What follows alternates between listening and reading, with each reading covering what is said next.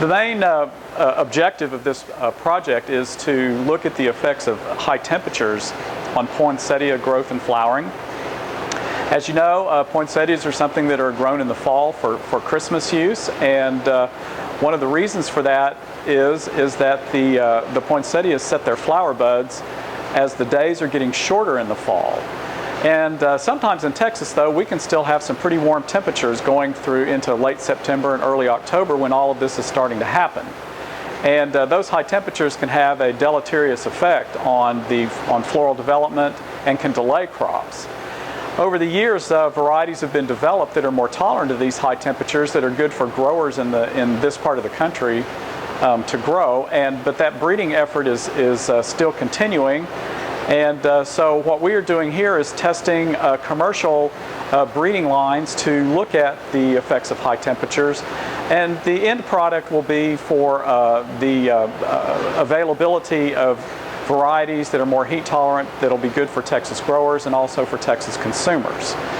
This is a good example of what can happen to a poinsettia during if we have high temperatures in Texas during the season that the growers have them in the greenhouse, getting them ready to send them to retail outlets for sale to the public.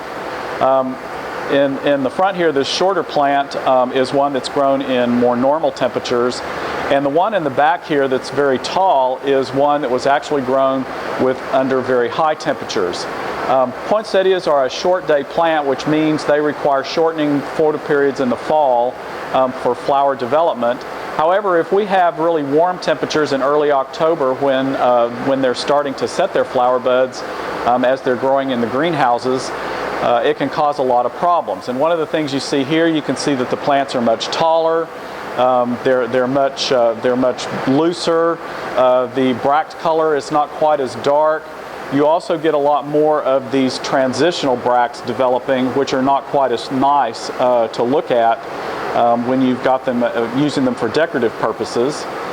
When you look at this other plant, you see a much more compact plant that's grown under normal temperature conditions.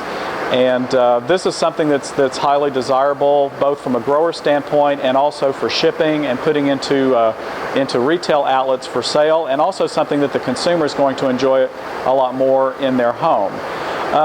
The efforts that we're making with this research project is to identify breeding lines and varieties that actually tolerate these higher temperature conditions, so that the breeding companies can produce more varieties that do well under our growing conditions here in the southern United States.